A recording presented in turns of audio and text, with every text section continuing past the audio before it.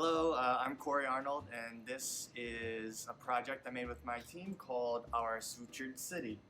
Our Sutured City is an interactive tapestry that's inspired by point-and-click adventure games similar to the ones that we played growing up from LucasArts and Sierra Games and things like that. It's actually a weaving by fiber artist Tabitha Arnold that has incorporated 64 different touch points within it using touch responsive fibers. So you'll see some of these gray points actually are responsive to your touch. This piano, for example. And we have other more hidden points, such as the top of this building. I'm Tabitha Arnold, and I am the fiber artist who worked on this piece. I've been making weavings about Philadelphia, where I live, for a couple of years now, and I am also a game developer and an enthusiast of games, especially nostalgic point-and-click adventures. So I thought it would be a really interesting idea to combine both those ideas into one very unique project, and that is how this tapestry came to be.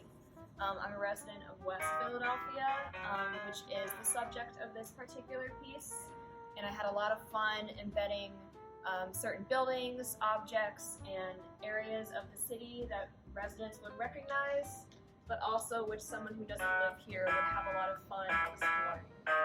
I just want to give an example of the game flows we've designed. So in the earliest prototype puzzle we've written, you open up the quest book and you are faced with a narrative about someone who lives in the very top of this condo in Center City and was having a dream from their old neighborhood here in West Philadelphia. The player is then prompted to take a tour walking through this character's old neighborhood and searching for the song they heard in their dream, which was sung, they think, by their mother. Through context clues, they encounter this touch point which plays a melody that they are reminded of through their dream. And having that melody in their head, they're prompted through the quest book to kind of recreate it in some way. So the player is then, through context clues, driven over here to the piano and is sort of tasked with finding the correct melody that they just heard back in the church, which then closes the loop and they can return back to their condo all the way back in Center City. The most difficult part of making the tapestry was definitely the weaving part. It took me over 100 hours easily to get the whole thing woven, and I'm really excited that we finally have the hardware element finished as well. The last thing we have to do is finish the game logic. So really excited to see where we end up.